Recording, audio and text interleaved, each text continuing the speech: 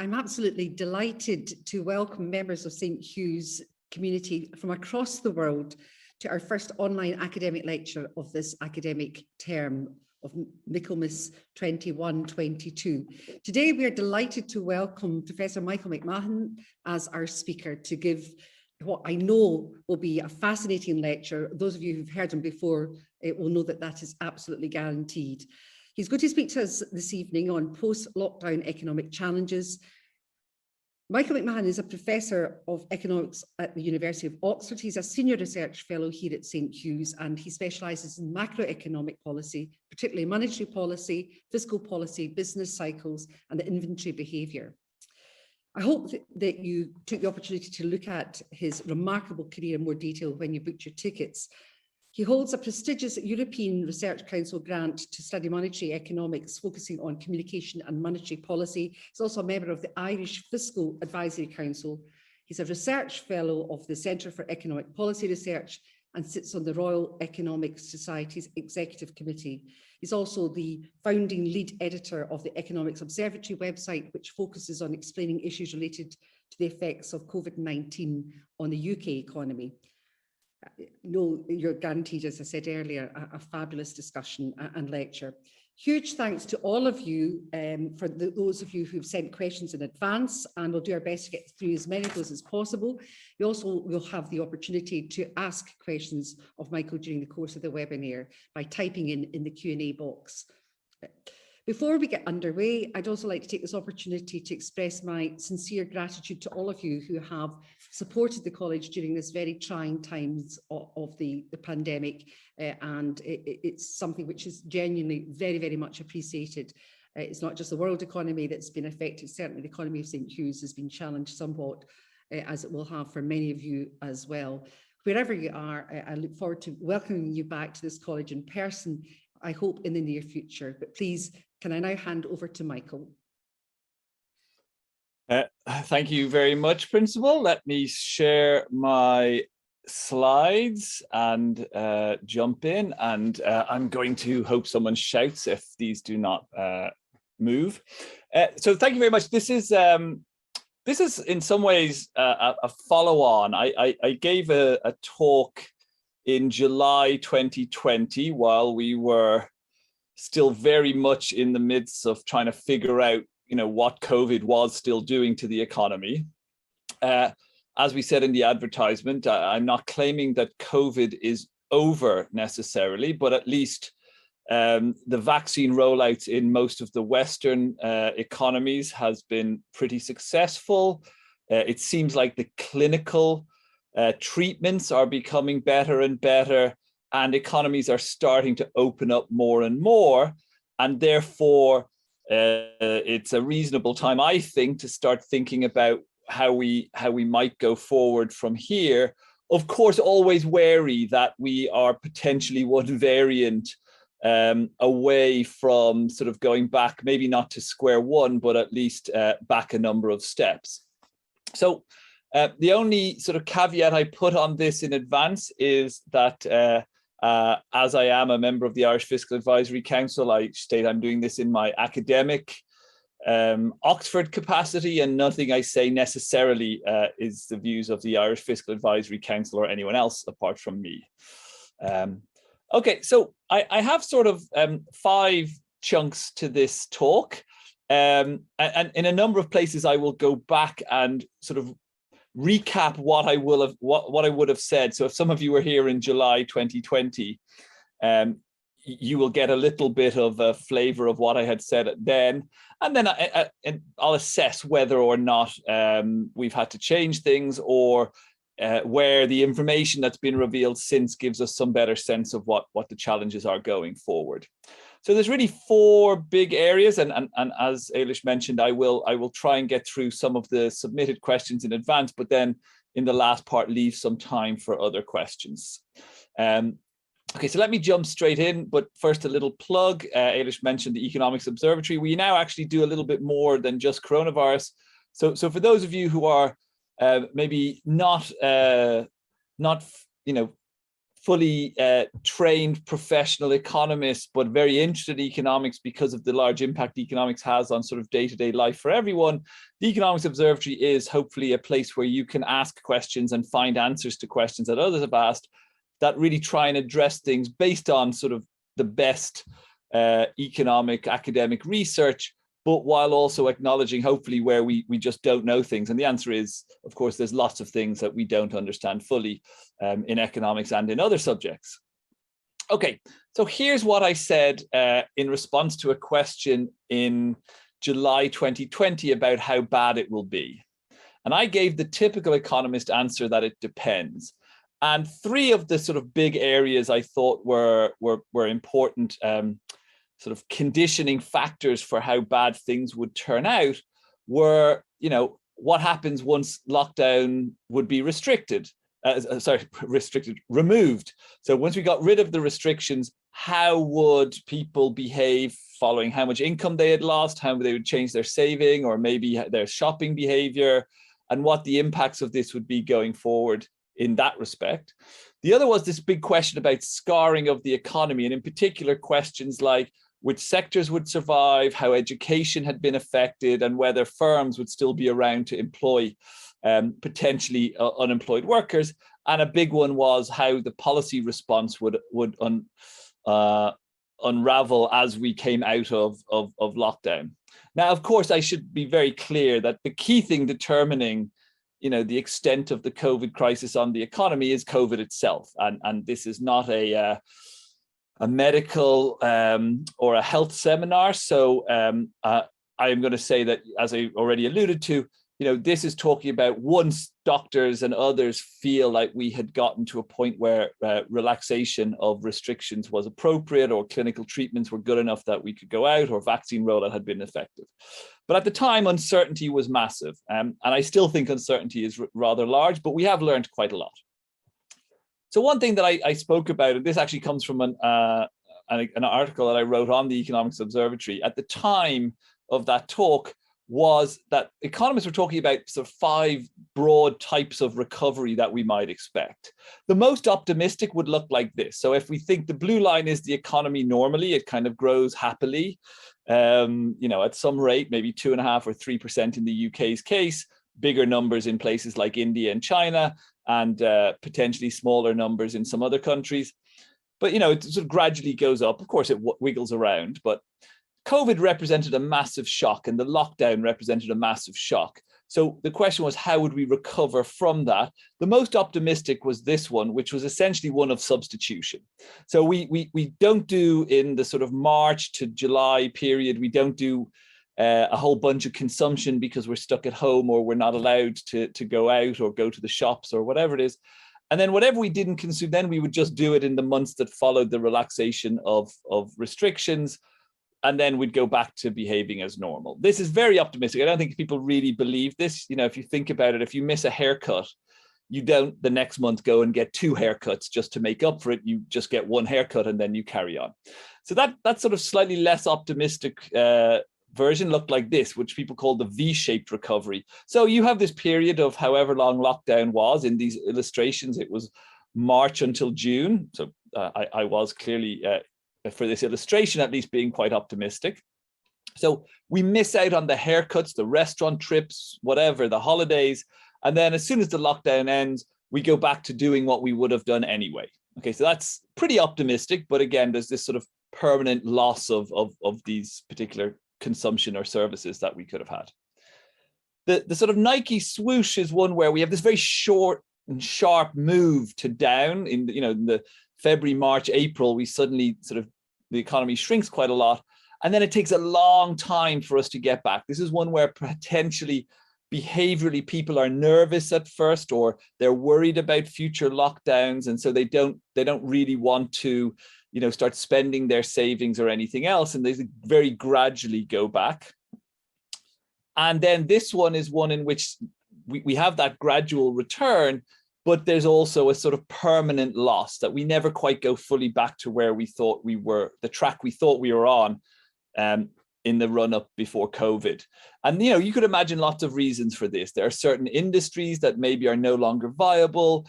there are certain activities that people just decide we're never comfortable doing them again. I'm sure most of you or many of you have looked at pictures of things that were perfectly normal before COVID, and you see them and immediately like, ooh, that's a lot of people in one place, or that seems like a risky environment. So there's a question of like, to what extent there would be that sort of longer term scarring effect through a demand effect. And then, like I said, kids were not at school for periods of time. Some businesses just went out of business and maybe they would never come back. So there's a lot of reasons why you might get this scarring. Anyway, let me I'll get rid of that. This is the actual data for the UK, again, shown in an index fashion so that we can look at it. We can see that the short, sharp decline that we knew was happening in July, did indeed happen. You're looking at about 25% reduction in the amount of economic activity. And then there was a period around the time I gave the last talk when we didn't have all of this data because it comes out with a lag, but some of the other indicators suggested things were bouncing back and people were talking about a V-shaped recovery, the sort of second one I showed. But of course, we had then a number of other lockdowns that followed, particularly last October, November, when it was announced we would have lockdowns again. And then, of course, January, February, March at the start of this year when lockdown was again quite severe. However, if you look at this, we have gone back pretty well back to something close to, we're not quite at the old trend, but we've gone pretty close to and back to it. So, in that sense, the sort of long-term scarring effects currently don't look that large, although we have to be very careful to make that assessment already, because, for example, this data ends in August. Perhaps people with extra saving decided to have a particularly good holiday this summer because it was the first time in 2 years that they could, but maybe spending patterns, consumption patterns will drop back a little bit. But at least it seems like we're going back towards the old level we would have expected. So this allows me to talk very briefly about the first. I grouped some of the questions. Which countries or geographic regions do you consider will suffer the greatest impact as a result of COVID, and why? How fair is it to compare experiences of different countries so far? What can we conclude for what it will mean for the recovery? And what policies can governments adopt to maximize the rate of reopening? What factors affect the rate at which economies of different countries are opening? And what would be the most important factor? Why? Well, I'm going to answer these in reverse. So what would be the most important factor for reopening? It's really on the health side. So it's not necessarily an economic one. So vaccine rollout has been very important. And of course, we've seen many countries stick with strict policies of restricted movements and particularly international movements being restricted. And we've seen others that stuck with that for a while, now starting to reopen once vaccine rollout gets to certain levels. Clinical treatments that are getting much better also help the rate at which countries can reopen. But there is a sort of a risk, of course, as you reopen, that you have more and more contacts, and that promotes potentially the spread of the vaccine. And as I mentioned, a new variant that was resistant to the vaccines or the treatments could be probably the big thing that would send us back at least a couple of steps, if not back to square one. So, of course, some of the countries in the world have not been able to get to that point, and particularly poorer countries. And this sort of goes to that point that the IMF, the World Bank, and others have said, we're not sort of out of this. We're not safe until everybody's safe. And that's one of the reasons why, continuing to push for vaccine take-up and vaccine rollout in poorer parts of the world is an important step to take. In terms of other geographic reasons, so I thank Delia, who may be in the audience, helped me put these charts together. These are just maps of the world just to show a comparison between 2019, so pre-COVID, and 2020. This is the annual average for that year, so the most affected year by COVID. And the way to look at these colors, of course, is trying to get a few colors to represent the world, but anything that's in this beige color indicates a contraction of the economy of between 0 and 8%. So that is a little bit larger than, say, the estimated impact of the global financial crisis on, say, the UK economy. So that's quite a big shock, particularly to occur in 1 year. The countries that are in this more whiter, lighter color had even larger contractions, and you'll see the UK is one of those. Countries that then start to move towards this redder more red color, they had growth in their economies of somewhere between 0 and 8%. But, so for a country like China, they would normally be expected to grow by 6 or 7%. And so COVID maybe made they grew by 1%. And that's, they still have positive growth. So if you look at this, you can see that basically everywhere, the countries in black are ones for which there's no data. And basically everywhere suffered as a result, either quite a bit or a heck of a lot as a result of COVID. Now, if I just update this, we'll still be comparing to 2019, but now we'll look at 2021. You can see as I flick between them, a number of countries move back into the red, the sort of slightly positive, which means that, say, the US and Canada are predicted by the end of this year, on average, to have been above where they were in 2019. Now, again, it's not quite a fair comparison, because without COVID, we would have expected them to have grown, say, in the US's case, by about 6%. And so the fact that they're now just above where they are by 1 or 2 or 3% means they're still probably behind where they should be. But at least, the economy has gotten back. And then by the time we get to 2025, and these are forecasts based on the IMF, you see basically everybody is expected to be ahead of where they would have been. So again, what this drives home is that, at least economically, by 2025, most economies are expected to be well above the level that they were at before COVID, and the sort of normal times continuing. Again, based on the assumption that we have dealt with the worst of the COVID crisis. How fair is it to compare across countries? Well, again, this is from an article, another article I've done for the Economic Observatory. And you see that if we look at these, say, this is for the second quarter of 2020, which is, of course, the first lockdown quarter. And you can see, as you look at this, it looks like the UK is suffering a lot more than, say, France. But of course, each country creates GDP in slightly different ways. So, for example, in France, they treated the fact that they were still paying teachers' salaries, even though they were not teaching, as producing output. So they measured it based on the cost of the inputs, which were still being paid. Whereas in the UK, they do it in a different way. And so when there was no teaching actually happening, even though the government was paying teachers' salaries, it was assumed that no output was being created. And that sort of explains quite a chunk of the difference between them. So you have to be very careful when you compare across countries. But at least if I take anything from these maps, by the time we get to 2021, 2025, we see that the countries are all sort of being lifted out of this. So nobody is expected, or it's hoped at least, that nobody will still be suffering so badly. But of course, that hides a big amount of heterogeneity within countries. And so here's, this is the GDP number again, it's now hidden under the maroon, but you have here broad sectors of production and manufacturing, the construction sector, which was very adversely affected in the first lockdown, when builders could no longer go to sites to carry out their work, and the services sector. You see, they all suffered in the first lockdown, they bounced back, and then the second lockdowns affected them as well, but in some ways differentially. But if you dig in particularly to services, you can see there's a lot of variation. This slightly tan line that hopefully my hand on screen is highlighting is the financial services and insurance. Sure, they got affected by the lockdown, knock about 8% off their output in the first quarter of 2020. Second quarter of 2020, the first lockdown of 2020. But very quickly, the nature of the business allowed people to get back to work, such that actually the subsequent lockdowns, people got used to Zoom or Teams or Google Meets, whatever they're using, and were able to get back to work and get back to producing.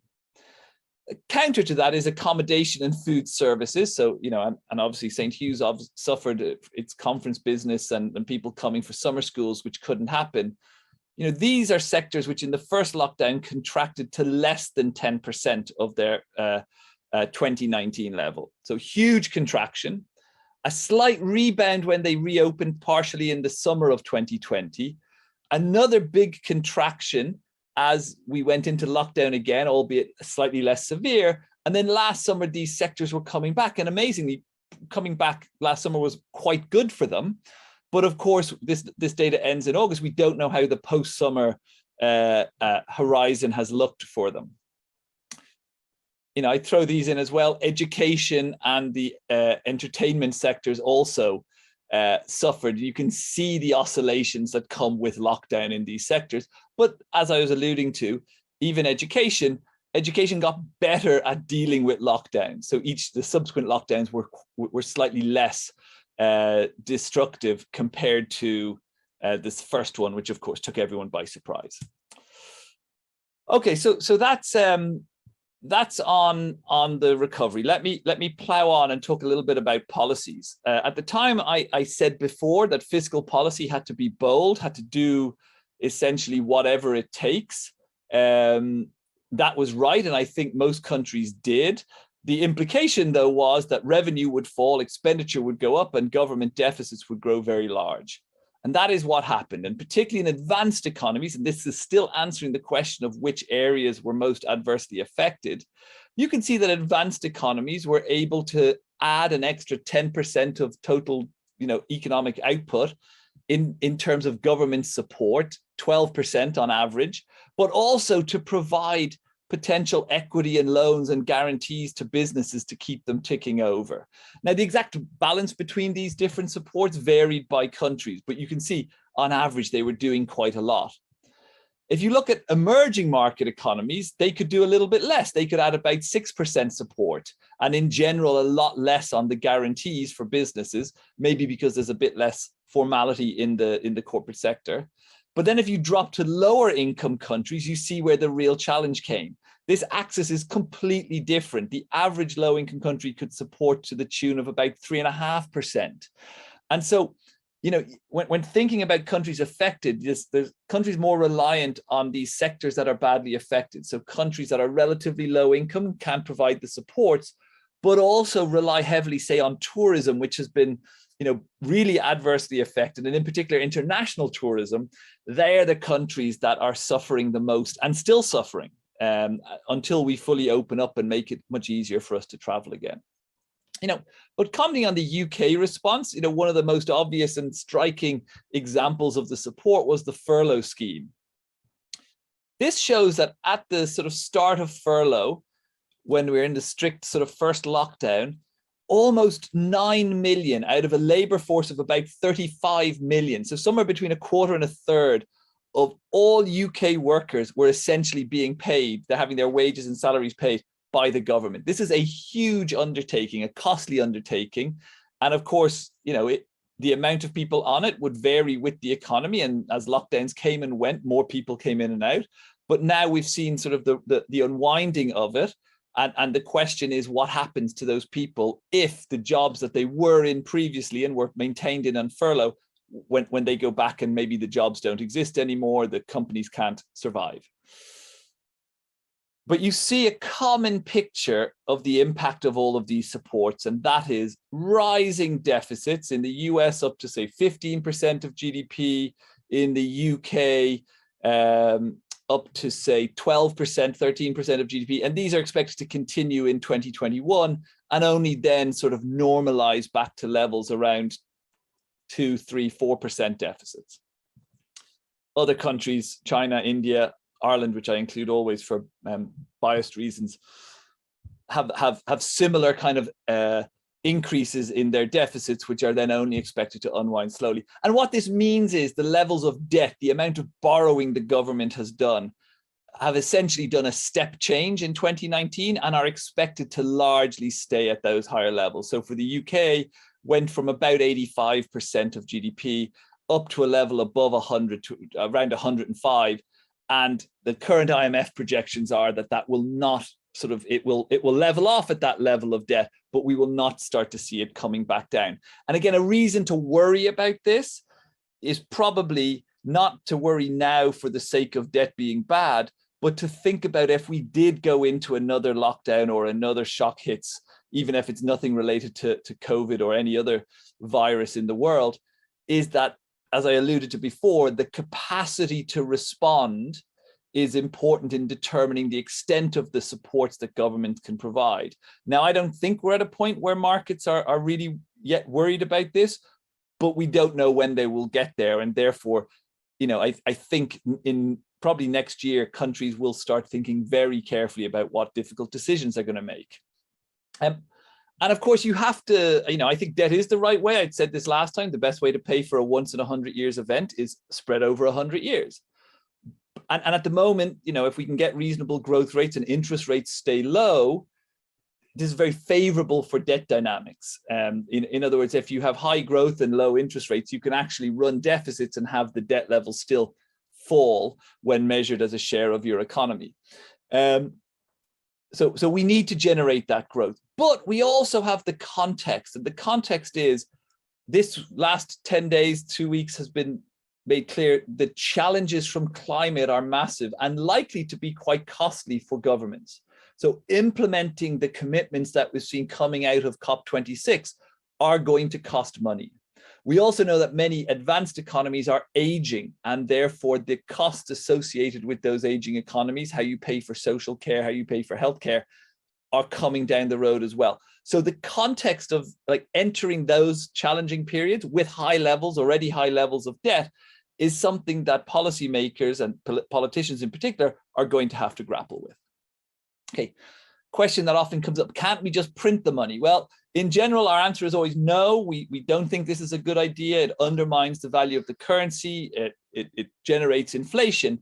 However, it's also true that if you look since the start of lockdown, and this comes from the Resolution Foundation's macro policy unit, if you compare the amount of debt that the government has issued, so the Debt Management Office, the DMO, has issued, and you accumulate that since March 2020, and then you also compare how much the Bank of England has bought of government debt through its asset purchase facility, what we often call quantitative easing, they match pretty closely. So far, a lot of the extra debt has been bought up by the central bank. Now, this last week, we saw that the US central bank, the Federal Reserve, actually acknowledged and said that while it wasn't about to start raising rates, it was going to reduce the rate at which it's making asset purchases. And that's a reason to sort of start to think that if that support in the asset market disappears, it's likely that we could see other changes in asset prices, which would then have economic effects. But at the time, people asked the question: is it going to be inflationary or not, or disinflationary or deflationary even? And I think the camp is that we're seeing a lot of inflation right now, and this relates to a fourth question, which was, is this inflation that we're seeing, from fiscal stimulus by central banks and supply chain disruptions, etc., going to prove more than transitory? Okay, so this is the multi-billion, the trillions of pounds, dollars, euros, yen, whatever you want, question. So at the moment, most central banks, so the ECB, the Bank of England, and the Fed in particular, in the last week or so, have come out and essentially said they believe we are in a world of transitory inflation. Now, those of you paying attention will have seen today that the US inflation rate came out at over 6%, the latest data. So again, the argument for transitory is looking difficult. But let me try and explain a little bit of where the inflation is coming from. So the title of this slide captures where I think it's coming from. So supply chains, input costs, and prices. It's the link between all of those. So one big contributor, and something that all of us, certainly in the UK, will see in our heating bills over the winter, is that energy costs have risen a lot. Oil prices are up. They're currently up somewhere around $60 a barrel, projected by market curves to fall back a little bit. But others worry that they could be sort of on a constant upward train towards $80, $90, $100 a barrel again. Gas prices have got even sort of higher. They've increased by a factor of about 5. And while they're starting to come back a little bit, that elevated cost, when, again, as we enter winter in the Northern Hemisphere, there's a lot of demand for energy through heating, as well as normal demand for energy through distribution chains, etc. And so that's a big part of the input cost, which therefore at some point is going to have to give rise to firms putting up their prices if they don't see these costs fall back. The supply chain angle, we all remember the story of the the boat trapped in the Suez Canal. But you can sort of see what's happened to the freight market as economies have come back online. And there's some interesting stories behind this. You know, at the end of 2020, let's call it $2,500 is the freight rate. By the end of last summer, it was up around $11,000. That's a massive increase to ship your goods. And one of the driving factors of this is extra demand. People have come out of lockdown. They have extra savings in their bank accounts if they were able to keep up their income but not do any spending. And maybe they're buying a nice car or something else. And, you know, all that demand creates extra need for these freight. But another component has been actually the continued lockdown, particularly in Asia, has meant reduced number of flights. Reduced number of flights has meant that high value items, for example, you know, computer chips and other, you know, maybe pharmaceutical drugs, can't be shipped in the belly of the planes that we usually sit on top of when we're on our holidays. Instead, with the lack of flying, they've been now coming into the freight market, into the shipping market, and displacing other items. And especially because they're high value added, they're willing to pay a higher amount, and therefore they bid up these costs. Add to that the congestion in ports that's partly related to, you know, staff not being available because of COVID restrictions or lockdown or illness. We end up in a world where you have ports under pressure, the cost of getting on ships being just harder to get onto, and therefore the price is going up, sort of economics 101. As well as that, we see that the lags are growing. This chart going down indicates more firms indicating they cannot get their goods in a timely fashion. So only about 20% of firms are reporting that their delivery times are staying the same or improving. That means that 80% are saying that, you know, delivery is taking longer and longer every month. All of this contributes to just costs in terms of input costs, shipping costs, etc. That mean particularly manufacturing costs, the dark red line here, have been rocketing in the last sort of 9 to 12 months. And the prices charged by these manufacturing firms are following them up on this gradient. We're also seeing a similar, if slightly more muted response on the services side. But if you're thinking where inflation is coming from, that's where it is. Now, one solution to this is we want to just hire more workers to do jobs to clear backlogs. And there is certainly that in the UK. All of these surveys are surveys of employment intentions, and anything above 0 indicates a sort of intention to hire more. And at least since 2005, these surveys are at local peaks. I don't have the data before 2005, but this is really sort of an unprecedented demand and intention to hire relative to recent history. But what we see is that the ability to fill these jobs is low at the moment. So the blue diamonds indicate from 2020 December. This is the ratio of vacancies to unemployed people whose last job was in that sector. So if I was a healthcare worker and I'm now unemployed or not working, then I'm counted as a former health worker. And if there's one job for every one of me, then this indicator would be at a value of 1. You can see for health, it started at the end of December last year, unsurprisingly perhaps, at a number above about 1.25, but it's already now above 1.5. It's up around 1.6. That means for every vacancy, for every unemployed person who formerly worked in health, there are 1.6 vacancies. But you can see almost all, in fact, all of them, but it's large for a large number of these. The blue diamond is way further in below 1, while the red diamonds are shifting out and shifting above 1.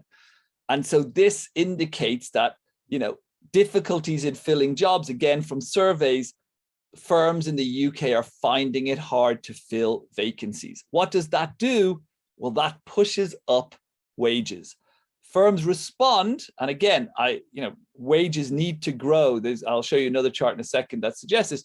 But of course, as wages grow, that's another big input into firms' production and into service production.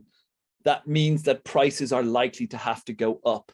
So again, if you're on team transitory, or if you think this is a short-lived effect because of energy prices, These second round effects coming through wage growth, coming through other aspects of the pressures on the supply chain are there, they are real. And until we see those really become more muted, I think we're going to see slightly longer periods of inflation than maybe some people expect.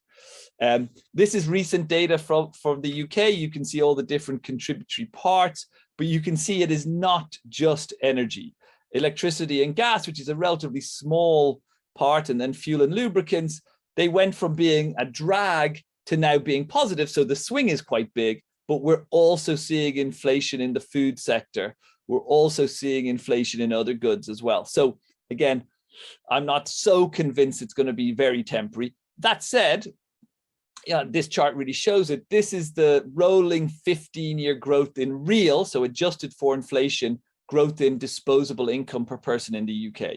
You can see that the last 20 years have been a particularly poor time. So this says that, in the years from 1990 to 2005, the average person in the UK saw their real, so adjusted for inflation, disposable income grow over 15 years by about 45%.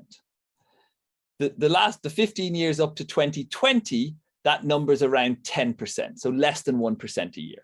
So again, wage growth is a part of this, but of course, if the wage growth is just met with inflation, you don't actually see the gains. And that's where I think the difficult balance is going forward. These two charts are from the Bank of England's latest monetary policy report, what used to be called the inflation report. And you can see in these that there is inflation forecast by the middle of next year to come in at around 5%.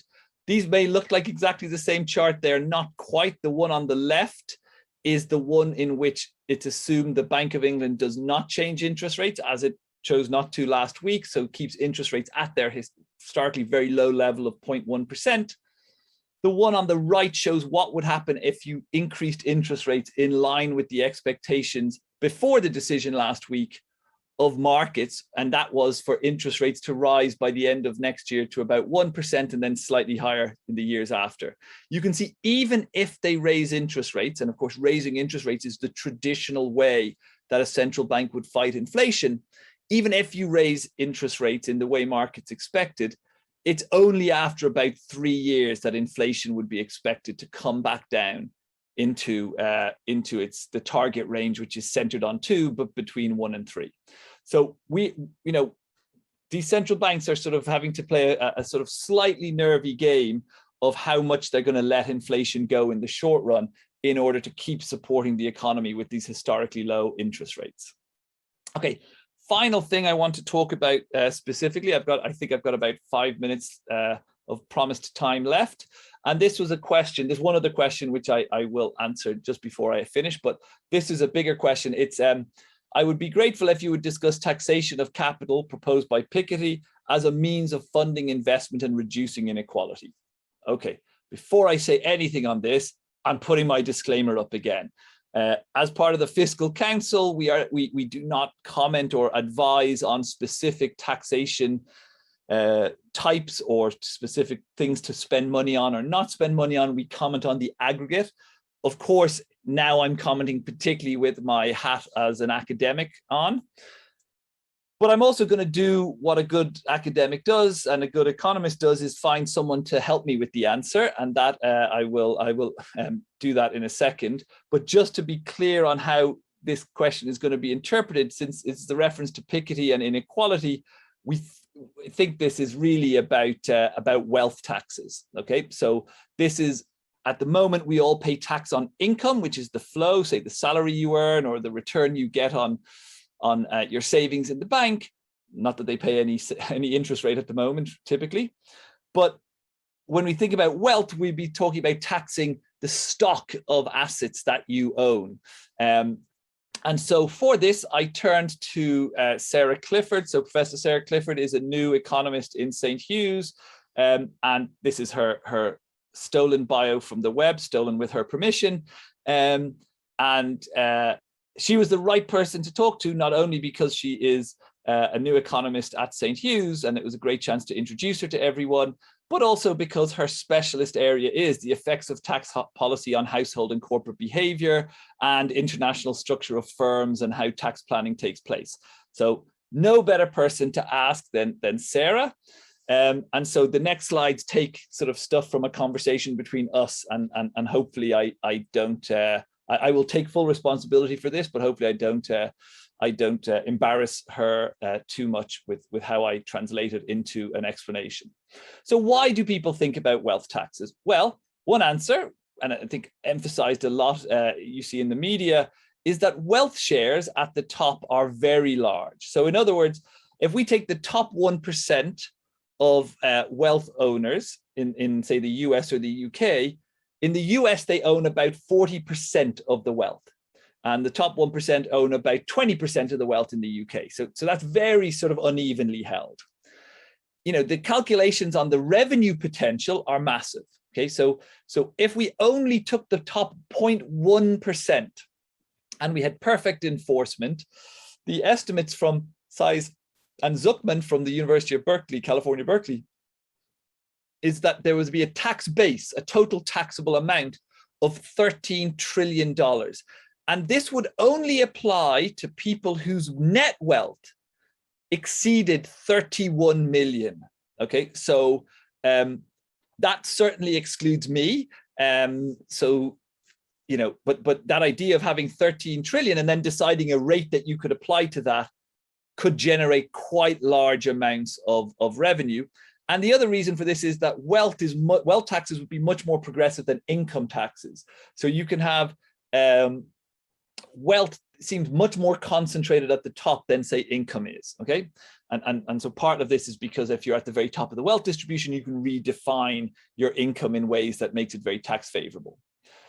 Of course, there are lots of challenges. Offshore wealth is the biggest one. Wealth is very mobile. You can move it. You know, people can hide their wealth. We all remember the Panama Papers. You know, the estimates of this, again, from Zuckman and others, you know, suggest that about 8% of all global wealth is sort of hidden offshore. And in particular, it's held, that hidden wealth is held by the very richest, about 90 to 95% of it held by the top 1% wealthiest in the world. And so that enforcement issues mean, and the mobility of it mean, it actually, while on paper it sounds like a great source of revenue, it may not in practice be as good. It also, if we do impose one, it's likely to generate, you know, reactions, behavioral reactions. So one is the mobility of that base. If you say you're taxing my savings account in the UK, I can move it to somewhere where they're not taxing it. And the question is, how do we stop that? Expatriation or exit taxes are one way, but again, it can be difficult. Of course, maybe if I decide to move my wealth, I also move my income tax base. And you know, the correlation is there between the wealthiest and their income. So if we suddenly, by threatening to tax their wealth, we also cause them to leave with their income tax base, we actually could see a reduction in revenue that comes from this. There's also an argument that you know, some of this wealth could generate entrepreneurial activity, private investment, job creation, etc. And therefore, we don't really want to disincentivize that. And we certainly don't want to disincentivize inward migration of talent. You know, there are, of course, if you think that this world is static, you think we could just take a chunk of that and of these rich people's money and it would be fine. But if by doing it, we change the nature of our economy, we make it less attractive, we may also cause things like the amount of jobs created, the amount of new companies being started, the innovation, etc., to fall. And another issue, and this comes up a lot in the UK, you know, some of this wealth is very illiquid. So if you think about an old family home, the people who live in it may have very low incomes, but the house might be worth a lot, but it's an old family home going back hundreds of years. It's not easy to sort of service a big flow income tax or a wealth tax flow off that, even though in terms of wealth, you know, it's you have a very high number next to your name. So I'm going to quote Sarah a few times here. The summary of will we see a wealth tax is, I don't know. It could go either way. One of the things I think that probably when you see this discussed is not as appreciated in the press is how difficult these things are to design and enforce in a way that works favorably for countries. And it's one of the reasons why many countries that have introduced them have later abolished them, because they essentially proved too difficult to design properly. That said, we're seeing a number of changes that may give rise to making it easier. So, for example, the US introduced rules that require foreign financial institutions to report on wealth held, say, by US citizens, and you could imagine similar things being introduced by other countries. But the bottom line is, I don't know if we will see one, but the debate should certainly take place. But when the debate starts to take place, you then start to hear of the exemption debates also taking place. The last question I received in advance was on empty business premises, including high street retail, are both economically and socially depressing. Do you think a nationwide strategy to change these premises use to housing stock is likely to significantly improve economic and social recovery? I'm going to be very honest here. The answer is I don't know. What I do know, this is certainly just not an area that I'm very close to at all. When I have looked at this in the past, I know that, you know, the balance you strike with the high street is a very delicate one. And actually post-COVID, we really don't know which way people are going to go on this. We know that there's been an increased willingness to live further away from, say, big urban centers. You know, lockdowns convince people they can work from home 3 or 4 days a week, and then they'll tolerate a commute on the other days. We may see some resurgence, therefore, of local high streets if the demand sort of comes back in for those. People are living locally, they want to get their sandwich. But we've also seen the growth of Amazon. I mean, I certainly anecdotally for myself, you know, during lockdown, Amazon and other such delivery services proved to be a real godsend at a time when we couldn't get out. So can you just convert business premises into housing? Well, clearly it can happen a bit, but it's not necessarily the vision that a lot of people have for the regenerating the high street. But again, I think there are people much more expert than me who'll be able to answer that question. I'm now going to move to the live questions phase. So I hopefully have stopped recording, and I will open the Q&A, and I see there's 3 there, and I will jump into those. Okay, let me start. Looking at the projections, why is Korea, North and South, doing so poorly by 2025? Let me think. Go back. I'm just flicking myself for the slides. I'm not showing it.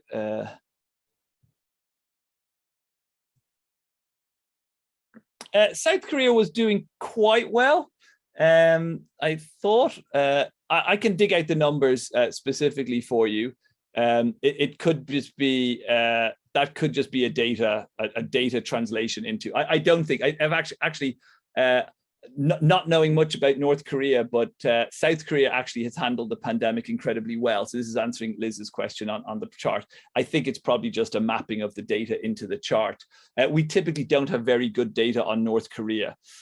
South Korea has done pretty well, and so I would not take that. If you go to the World Economic Outlook, I bet they've done actually reasonably quite well.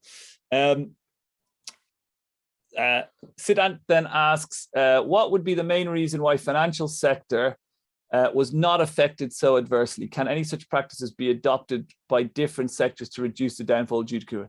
Yeah, okay. So I mean, the biggest aspect of that is really, and this was an incredibly uneven thing, even within sectors to a degree, but across sectors especially. You know, essentially there are some sectors where you can still work from home, right? You know, it's not perfect, but we got better at it. We learned as we went along. IT got better. We all learned, hopefully, where the mute button is, even though I quite often leave myself on mute and start talking.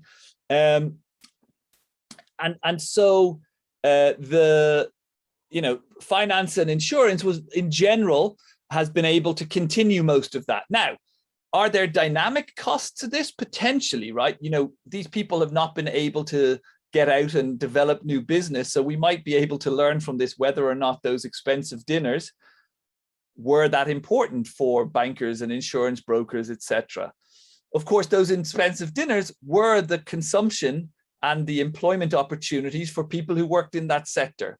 And so if you think why they were relatively adversely affected, it was very difficult to take their businesses online. In some cases impossible, in other cases, you know, a small number of people were able to come up with some kind of lockdown business that did it. So I know of chefs who did sort of Zoom-based cooking classes as a way to try and get some extra revenue. But, you know, the main elements of that business were social in nature. And therefore, once you kind of remove, either ban or make people uncomfortable about engaging in those things, it adversely affects them. Okay, so somebody has asked again for the, let me see if I can, I'll do it not in full screen mode so I can flick a little bit. So I think so. So Graham has asked for, I think it's this one you wanted again. Oh, there. So this chart comes from the Bank of England's monetary policy report. This is it's the ratio, just to be clear, it's the ratio of vacancies to unemployed workers from that sector. Now, I always find it a little odd, and I've questioned this myself in the past, like, how are you an unemployed worker in a sector? I mean, by definition, you don't have a job, so you're not in a sector. So the way it's defined is in the sector you worked in immediately prior to becoming unemployed.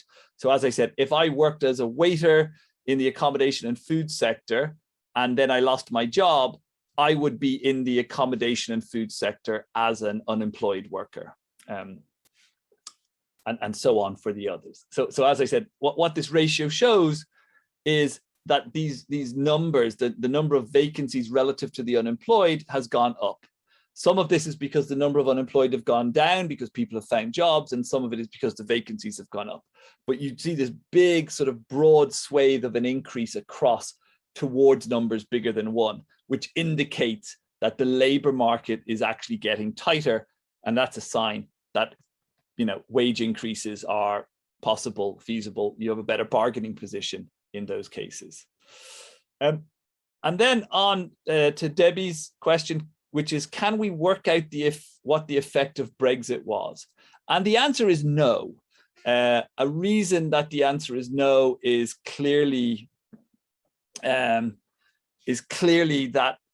Brexit happened during, you know, difficult times already, the sort of formal Brexit.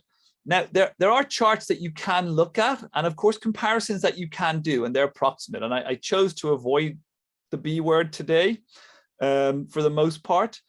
But if you like, so you know, you can compare the recovery, say, in trade among EU countries as well as the UK as one indicator, because you know, broadly we think France, Germany has had the pandemic like we've had, and you know, and they're coming out of it. Timing is not quite the same as well. You know, we unlocked more fully, more quickly, sooner, whatever. But you can see that there do seem to be some sort of scarring effects, certainly on the trade side. And again, if you think back, I mean, I felt very depressed actually that period about 6 weeks ago when, you know, we saw the images, and I sat at times, you know, in a queue to try and get petrol or diesel. Now, supply chain effects are affecting everyone. Those freight costs are global. They're affecting everybody. There's a lack of HGV drivers affecting everybody. But those have been exacerbated by Brexit, which is why we saw sort of shortages that were not seen in other places. But the full unpacking of Brexit is a challenge, and something which I think we still need quite a bit more data for. Since I'm the only one who I think maybe everyone can see the questions, or well, I'll keep going. So David, I think, is giving an answer to the question about why the sort of financial services did so well. And he says that you know, professional services firms thrive at times of uncertainty. I think that's certainly part of it. But I really think a huge part is they can still operate in a way that other sectors maybe cannot. How is digital transformation hurting sovereign or state disparity? I mean, I don't know. I think maybe we should find if David Doyle is around and see if he wants to answer this. So David Doyle is our politics fellow. I mean, it's very clear that these trends of digitization and digital transformation and this sort of the movement towards more online presence suggest that we are, you know, the economy is certainly changing. I think COVID accelerated that. Whether or not that hurts sovereign state disparity, or whether or not we think that the roles of the sovereign have changed.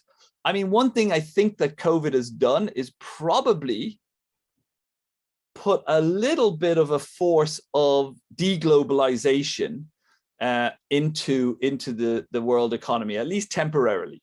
And why do I say that? Well, I think firms thinking about how they've been affected by the fragility, the realized fragility of their supply chains, may look to build more robust supply chains. And in doing so, it's quite likely, I think, that they will look to source things more locally and therefore rely a little bit less on, you know, some savings that you could make by getting it from some other country. But when you're worried that that could be disrupted, you know, in sort of unthought of ways 3 years ago, but now very apparent ways. And so I think what this means is, when I think about what it means for policy, and particularly policy coordination going forward, I actually think the biggest change that has to take place is within countries. I think that, you know, I mentioned monetary policy, I mentioned fiscal policy. I didn't talk about macroprudential policy, but again, that's an important macro policy. But we generally have thought about these independently. And particularly in the last 25 or so years, monetary and fiscal policy have been sort of separated conceptually, as we can think about one and then the other. But actually in every sort of economic model, these things interact in very important ways. And I think particularly in a world of high debt and low interest rates, the decision to raise interest rates has big implications for the debt and the interest costs. And similarly, the amount of support coming from the fiscal authority partly determines how much support has to be shouldered by monetary policy. And so I can see a world where we need a lot more internal coordination. I'm not necessarily sure that hurts sort of sovereignty, and it's not necessarily just a result of digital transformation. So I think it's a tricky question to answer. Okay, I think I have at least attempted an answer at everything that had come in. So I'm now going to be willing to stop. Thank you so much, Michael, for yet another really fascinating session, if rather sobering. I'm sure we could have continued that conversation for many hours more, and we look forward to more in the future. Thank you so much to everybody all over the world who's joined us for this call. I hope you've enjoyed it as much as I have, and we will make the recording available to everyone on the website next week. We are slowly and carefully getting back to normal service here at St Hugh's, and beginning to host our first in-person events alongside our virtual programme. You can find details of all of our forthcoming events on the college website, so I do hope that you'll have a look and that you'll join us for something again soon. In the meantime, we hope you all keep really safe and well, and I wish you all a lovely evening, afternoon or morning, wherever you happen to be in the world. Thank you so much. Thank you, Michael, and thank you everyone for joining us. Good evening. Thank you.